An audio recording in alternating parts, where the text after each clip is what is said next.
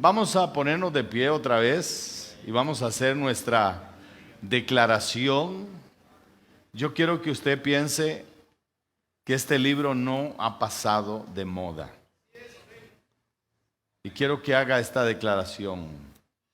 Esta es la palabra del Dios viviente.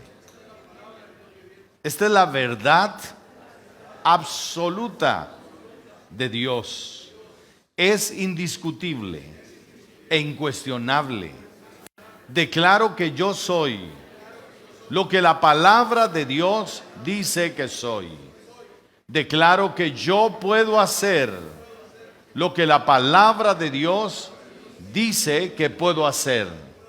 Y declaro que yo tengo lo que la palabra de Dios dice que tengo. Esta mañana mi espíritu será confrontado, renovado, transformado y conectado a mi destino y a mi propósito. Declaro que después de escuchar la palabra de Dios, no seré igual en el todopoderoso nombre de Jesucristo. Amén y amén y amén. Pueden sentarse. Hoy quiero hablarles acerca de los fundamentos del justo. ¿Qué son fundamentos? Son principios inalterables en la vida. En el libro de Habacuc dice que el justo vivirá por su fe. En otras palabras, nuestra vida debe ser construida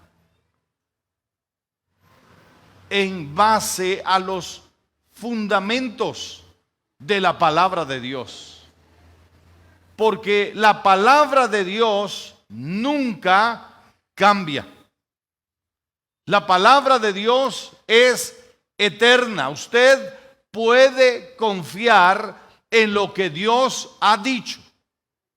Isaías 48 dice: sécase la hierba, marchítese la flor, mas la palabra del Dios nuestro permanece para siempre. Dice: el cielo y la tierra pasarán, mas mis palabras no pasarán. Así que usted puede confiar en lo que Dios ha dicho en medio de las dificultades, de las crisis de la vida. Y quiero llevarle al Salmo 11, versículo 3.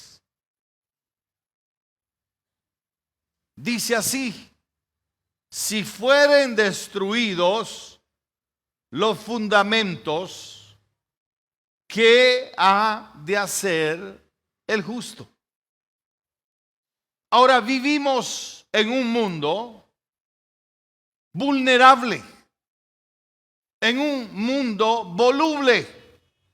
Sin embargo, usted y yo tenemos la garantía de la palabra de Dios que nos permitirá caminar sobre las aguas. La Biblia nos dice a nosotros que Dios es un Dios de principios. Esos principios, número uno, son inalterables. Número dos, esos principios son inmutables, no cambian. Número tres, esos principios son irrevocables. Y número cuatro, esos principios son irrenunciables. Y por último, número 5, esos principios son irreemplazables. O sea que Dios no cambia por la época. Dios no cambia por la temporada. Dios no cambia por las circunstancias. Dios no cambia porque algo está ocurriendo en el exterior. Dios sigue siendo Dios. ¿Puede decir amén? Entonces, la Biblia te da a ti principios. Y esos principios funcionan en pandemia. Esos principios funcionan cuando estás enfermo. Esos principios funcionan cuando no hay esperanza.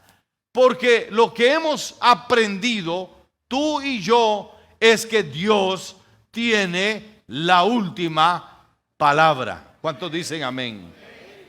Muchos nos habremos encontrado con una sentencia de pérdida o una sentencia de muerte.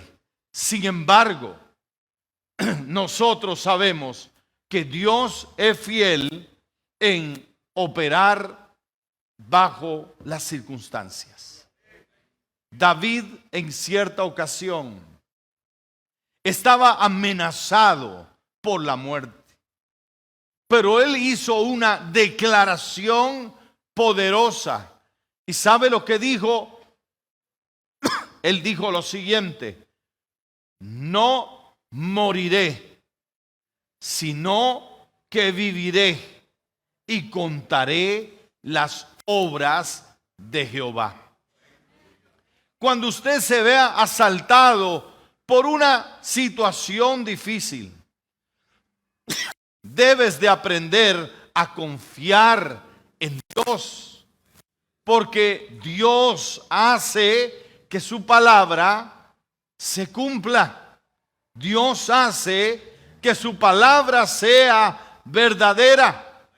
Y en esa verdad de Dios, por eso hoy hemos declarado lo siguiente: esta es la palabra de ¿quién?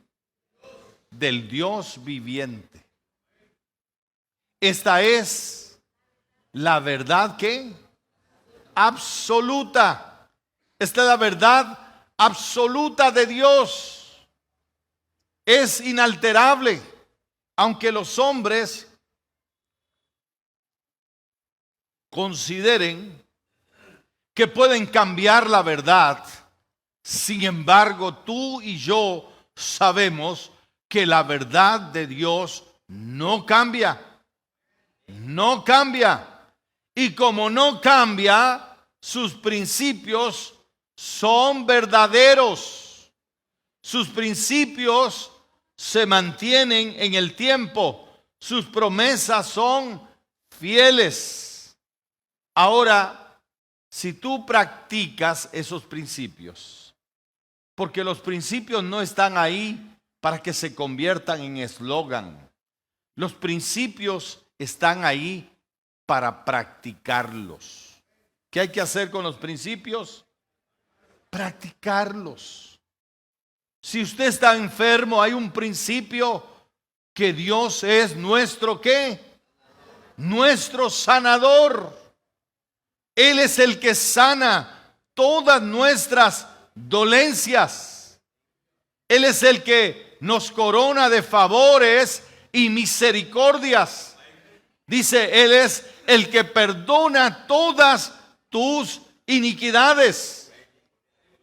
Él es el que sacia de bien tu boca, de modo que te rejuvenezcas como el águila. Así que usted puede confiar en la palabra de Dios. Cuando nosotros practicamos la palabra de Dios, vamos a ver algunos ejemplos. ¿Qué es lo que más te preocupa? En el libro de Mateo, capítulo 6, versículo 25, quiero que abra su Biblia allí y hace una radiografía. La Biblia hace una radiografía de las cosas que le preocupan al ser humano. Y mira lo que dice. Mateo 6, 25 me dice amén. Cuando lo tiene, dice, por tanto os digo, no os afanéis por vuestra vida.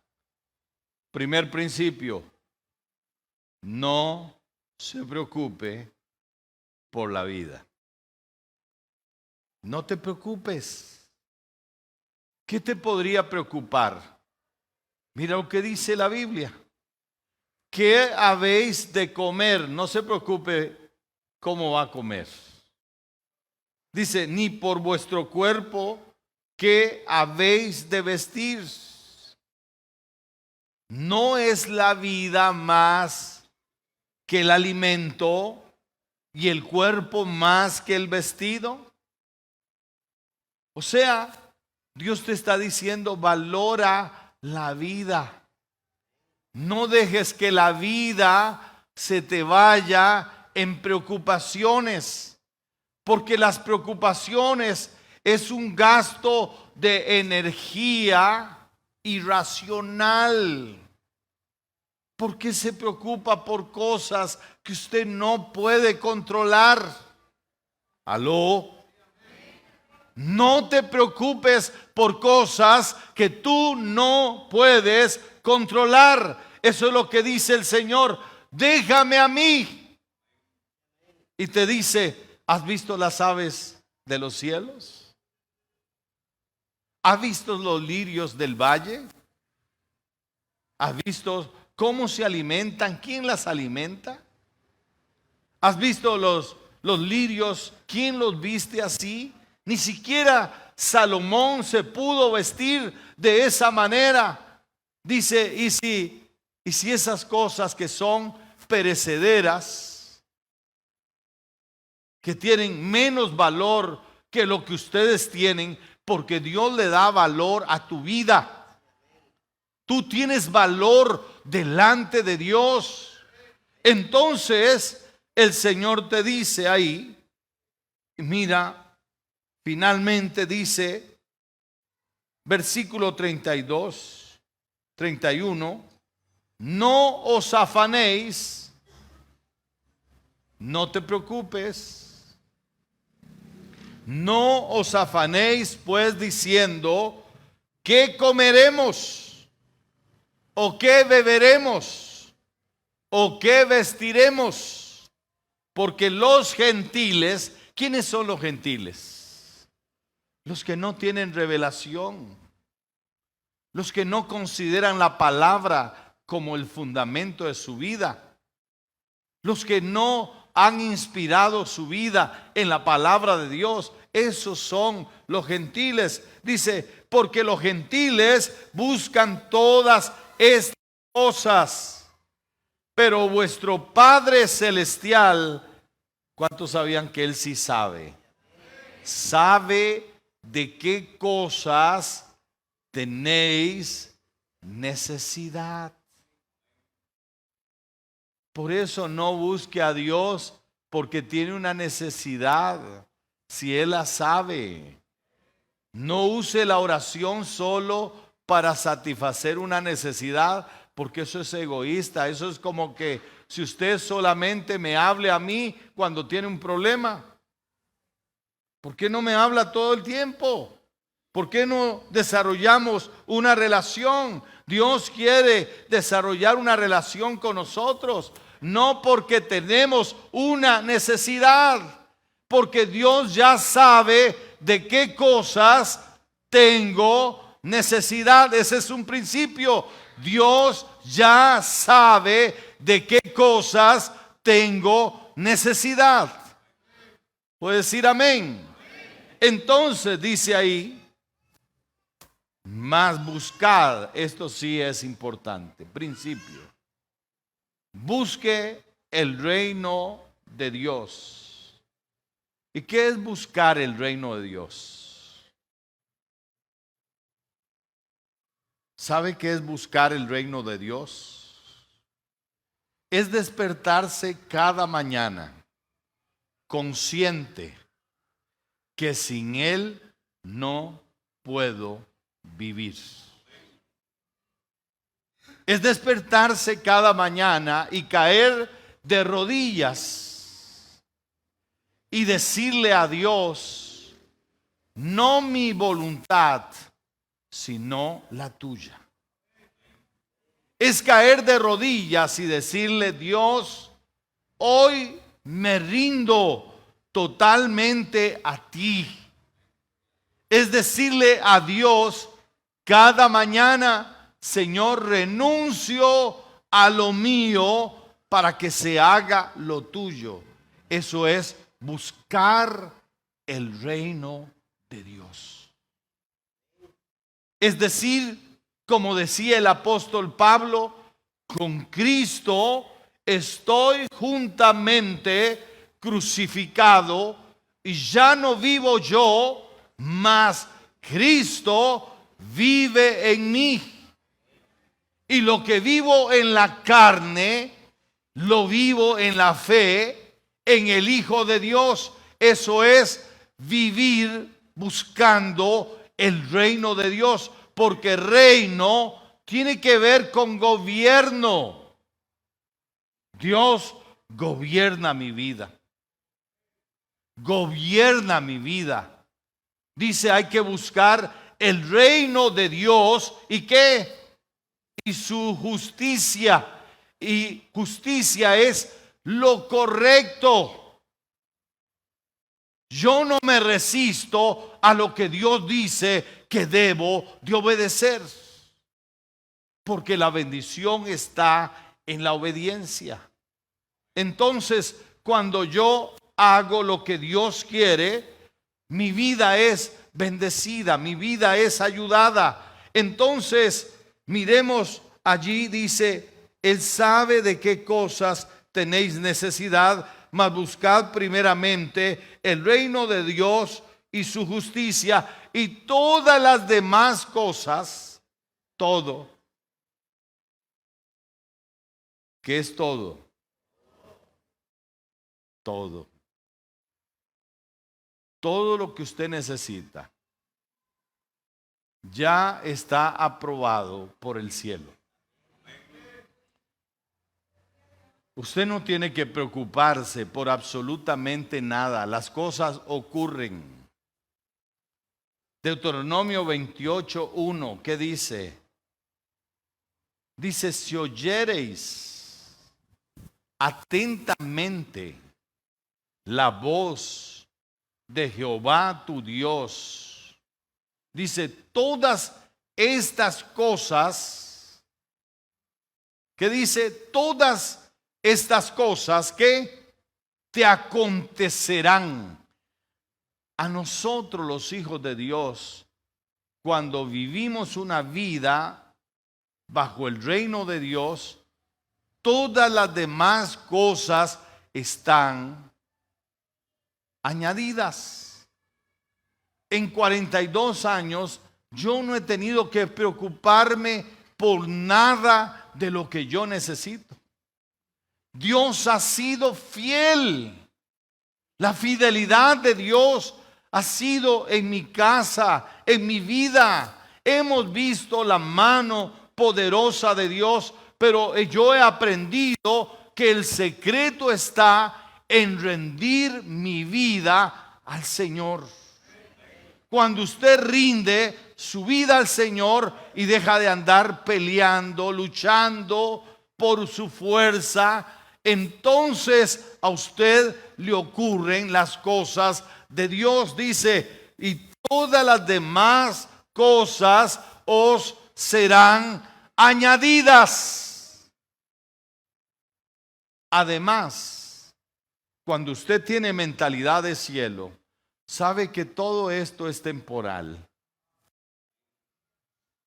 Hay gente que gasta su vida por hacerse rico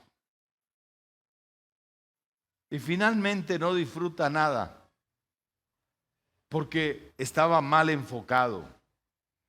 Pero sabes que cuando tú amas a Dios y cuando tú tienes claridad en los conceptos de la vida, que las cosas son materiales, que el dinero es algo que va y viene. Mira, a veces tú le das más valor al dinero de lo que tiene y te vuelves codicioso. Y tú no entiendes que esto va y viene. A veces conviertes a esto tu amo, tu dueño, tu señor. ¿Cuántas personas tienen problemas por amar más esto que a Dios? Dios quiere que tú lo ames, que tú practiques sus principios. Y quiero darte algunas prácticas que si las tienes en tu vida, Dios te va a bendecir siempre. La primera práctica es las primicias. Practica las primicias. ¿Qué es las primicias? Dios es primero. Proverbios capítulo 3, versículo 9. Dice, honra ¿a quién? Honra al Señor ¿con qué? Con todo lo que tienes, hónralo. Y con las primicias. Y dice, ¿y serán qué? Llenos tus graneros. O sea que usted no se vuelve una persona próspera porque es tacaña, porque es avara, porque de alguna manera trata de controlar. No, la Biblia dice que usted debe aprender a honrar a Dios con las primicias. Y el libro de Éxodo, en su capítulo 13, versículo 11, y el versículo 23, versículo 19, no tengo el tiempo para leerlo, pero está hablando, dice que cuando entres a la tierra que Dios te da, debes de honrar a Dios con a todo aquello que abriere la matriz. O sea, mi hijo primogénito, lo primogénito de mi ganado, lo primogénito de mis frutos, lo primogénito de mi salario. Yo debo honrar a Dios con eso para no cerrar la llave de la bendición. Cuando tú honras a Dios, yo he tenido jóvenes que han sido entrenados en este lugar y sabes, cuando ellos tuvieron su primer trabajo, ¿sabe lo que hicieron? Le trajeron todo su primer salario al Señor y hoy son muchachos exitosos porque Dios los bendijo por practicar ese principio. Y si usted lee el libro de Génesis, en el capítulo 4, vamos a Génesis capítulo 4, y mire lo que dice Génesis 4. Me dice amén cuando lo tiene. Esa era la oportunidad que tenían ellos para honrar a Dios. Dice, conoció Adán a su mujer Eva, la cual concibió y dio a luz a Caín, y dijo, por voluntad de Jehová he adquirido varón. Después dio a luz a su hermano Abel. Dice, y Abel fue pastor de ovejas y Caín fue labrador de la tierra. Y aconteció, andando el tiempo, que Caín trajo del fruto de la tierra una ofrenda a Jehová. Y Abel trajo también, ¿qué trajo? Caín trajo una ofrenda, pero Abel trajo ¿qué? De lo primogénito, dice que entonces Abel trajo de lo primero, de lo más gordo de ellas. Dice, y miró Jehová con agrado ¿a quién? ¿A quién miró con agrado?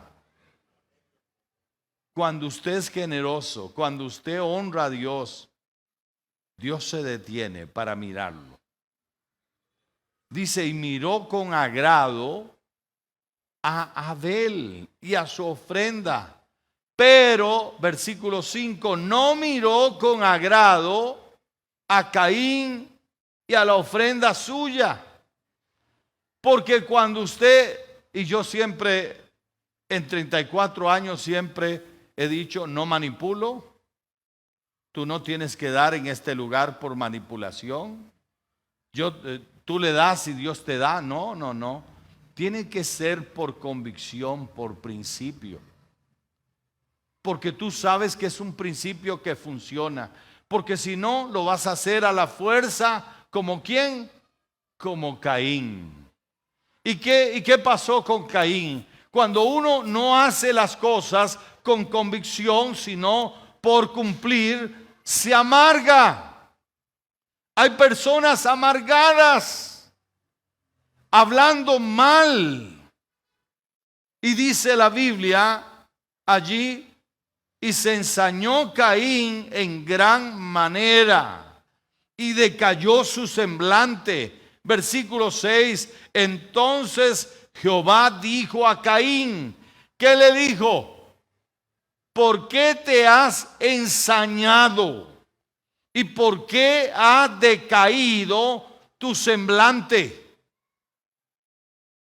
Si bien hicieres, si usted hace bien, ¿qué dice? ¿No serás enaltecido? Si usted le da lo mejor a Dios, ¿qué pasa? ¿Dios qué hace? Lo enaltece. Pero si usted no honra a Dios, si usted es alguien que critica, si usted es alguien que cuestiona, si usted es alguien, y hoy, perdonen que siempre hago esta aclaración, los diezmos en esta iglesia no son míos. Esta iglesia tiene una junta administrativa, es una asociación constituida. Todas las personas que trabajamos aquí trabajamos por un salario y todos rendimos cuenta de lo que recibimos. Entonces yo no hablo de dinero porque eso me comisiona o eso me va a dar un mejor salario. Para tu tranquilidad, mi salario es el mismo de hace 15 años.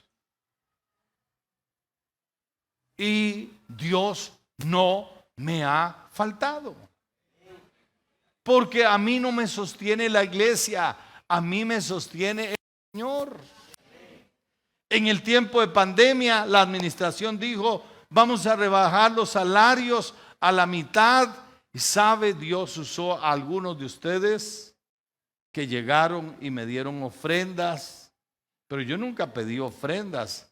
Y algunos de ustedes me dieron ofrendas que me ayudaron en el tiempo de pandemia, cuando me rebajaron el salario al 50%. Porque dice la Biblia, no he visto justo desamparado, ni su descendencia que mendigue pan.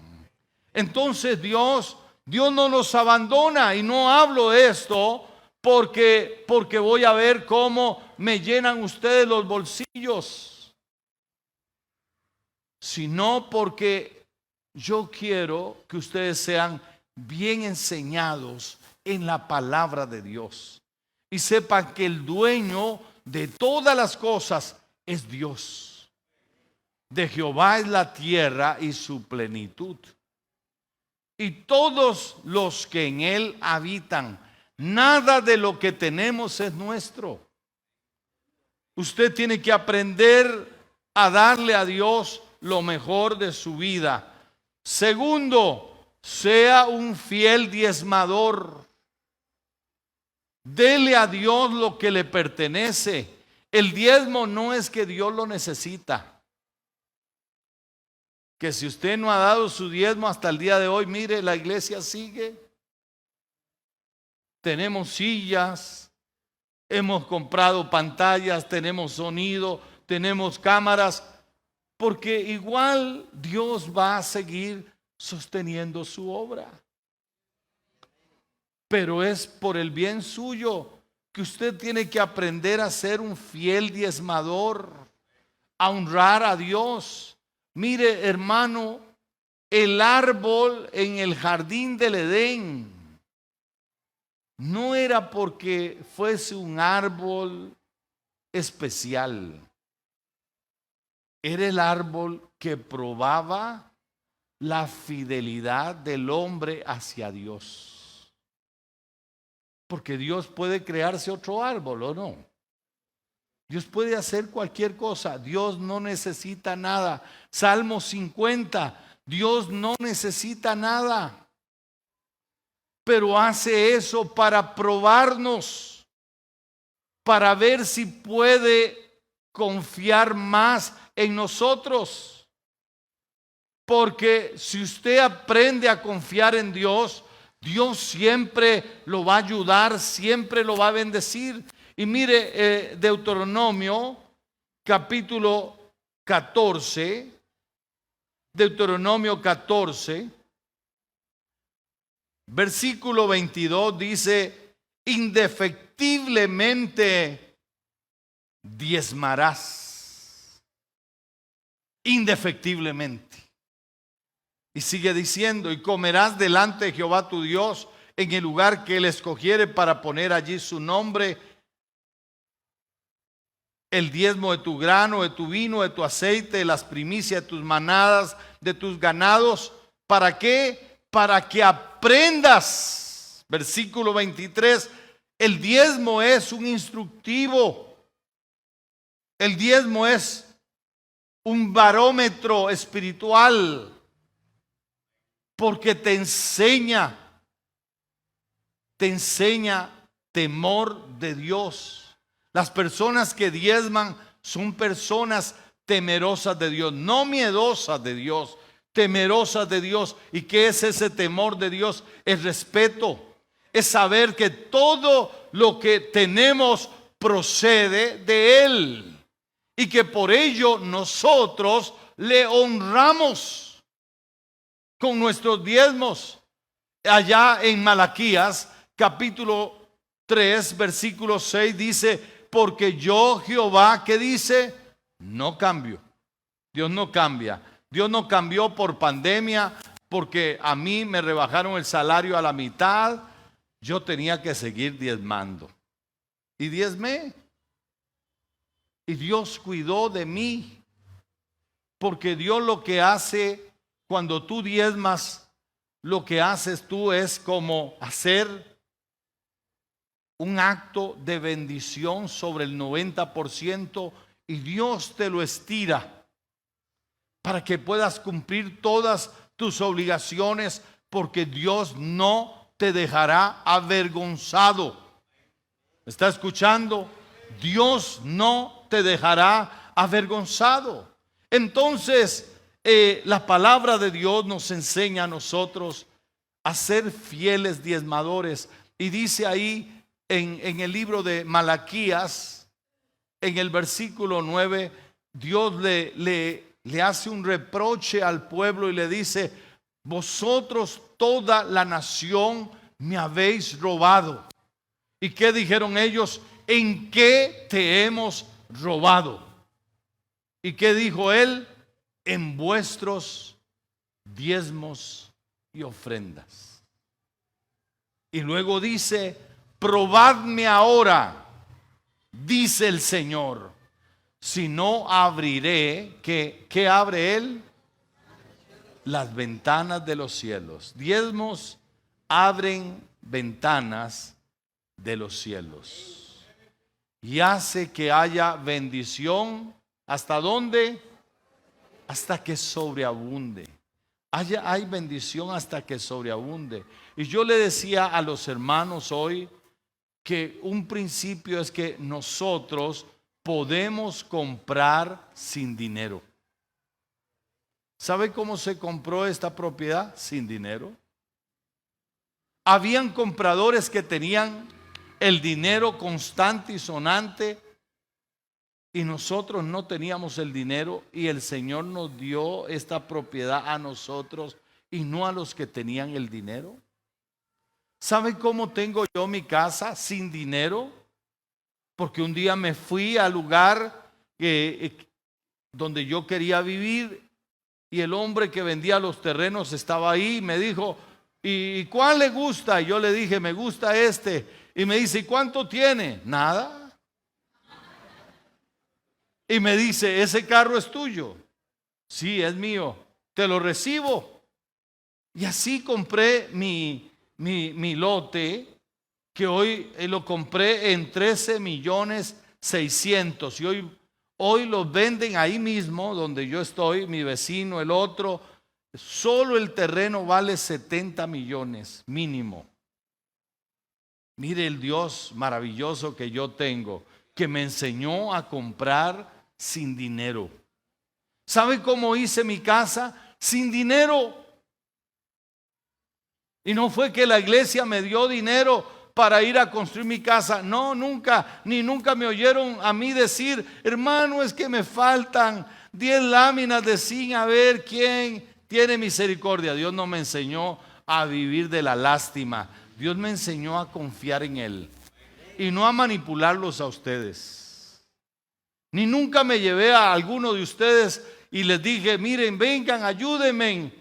Y cuando me llevé a alguno, le pagué. Para que no diga mañana que el pastor abusó de mí. ¿Me está escuchando? Porque eso es vivir una vida correcta. Y yo espero darles el ejemplo de una vida correcta. Entonces, cuando yo les hablo de las cosas materiales, no estoy procurando tu dinero. Porque aquí hemos estado 34 años casi. Y Dios ha sido fiel. Dios ha sido fiel. Entonces, los principios en la vida material, ¿por qué te estoy hablando de las cosas que te preocupan? Todavía el cielo no ha llegado, entonces no te hablo del cielo, te hablo de la tierra. ¿Y cómo puedes resolver los problemas de la tierra? Sé fiel. Cuando yo me casé, no tenía salario. Pero siempre que me llegó algo, yo diezmé de lo que me llegó. Y sabe, cuando yo me casé, al año y medio yo tenía casa propia. ¿Sabe por qué? Porque yo activé los principios de Dios, porque los principios de Dios son fieles. ¿Me está escuchando? Dios es fiel. Entonces, segundo, usted quiere ser una persona próspera, y termino con esto. Dice el Proverbios 11:24. Quiero que lea el Proverbios 11:24. A ver qué dice. Hay quienes reparten. Es diferente al principio de afuera. Entre más usted retiene, le dice el mundo, usted más tiene. Pero en Dios, entre más usted reparte, ¿qué dice? Le es añadido más. Dice, y hay quienes retienen más de lo que es justo. ¿Y qué dice? Y sabe, cuando está hablando de retenerlo más de lo que es justo, está hablando del diezmo. Hay quienes retienen más de lo que es justo. Y dice, y vienen a pobreza. Y siga leyendo el siguiente versículo. El alma generosa. ¿Quién? El alma generosa será ¿qué? Prosperada. ¿Usted quiere prosperidad? ¿Sabe qué distingue a esta congregación? Que es generosa. Ustedes no se imaginan a cuánta gente ayudamos. Por eso no tenemos dificultades, porque nosotros estamos buscando una iglesita por allá ayudar, estamos buscando un pastor por allá ayudar, estamos buscando, vean esto que hacemos de recoger alimentos para ayudar a familias cristianas y no cristianas. Esa generosidad nos atrae ¿qué? La prosperidad. ¿Usted quiere ser una persona próspera? Yo siempre dije que yo fui un pastor. ¿Sabe cómo inicié? Yo era tan pobre, un pastor tan pobre, que tenía huecos en los zapatos. Y yo no podía orar así de que me viera la gente porque tenía cartones. Pero Dios me tuvo ahí, ¿sabe por qué? Porque me quería enseñar. Pero no me dejó ahí. Dios me ha bendecido, me ha ayudado, me ha prosperado, porque somos generosos. Nosotros siempre estamos como familia dándole a otros. Y Dios de alguna manera nos sorprende, porque dice la Biblia, el alma generosa será prosperada. Y termino, pónganse de pie porque si no, no se van a ir. Salmo 84, 11 y 12. Dice así: porque sol y escudo, sol, escudo. ¿Para qué sirve el sol? El sol ayuda a florecer. Sin sol, las cosas no florecen. Y Dios es mi sol. Él me hace florecer. Dice, y escudo, ¿qué es un escudo? Protección. Sol y escudo es Jehová Dios. Gracia y gloria.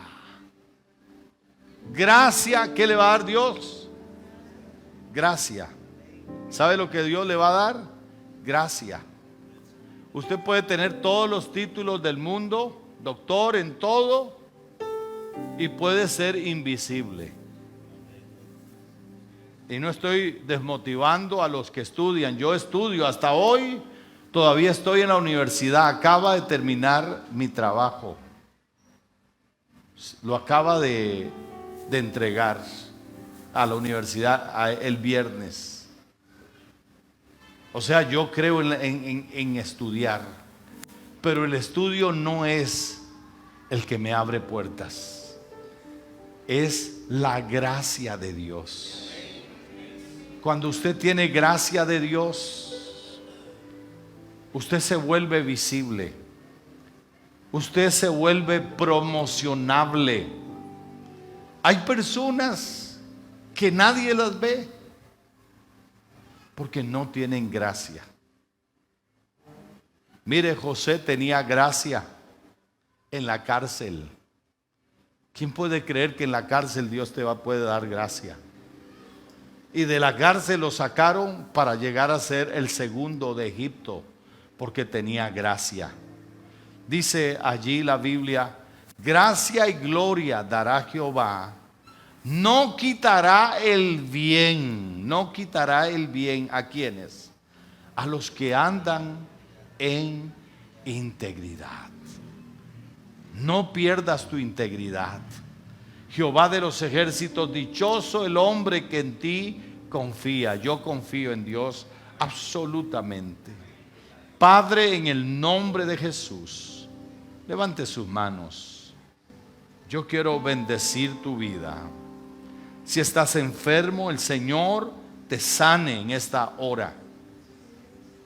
Dios te sorprenda con el milagro que tú necesitas. Que el Señor te ministre, te bendiga, te abra el cielo para que veas su favor en tu vida. En el nombre poderoso de Jesucristo. Amén y amén. Y amén. Dios les bendiga.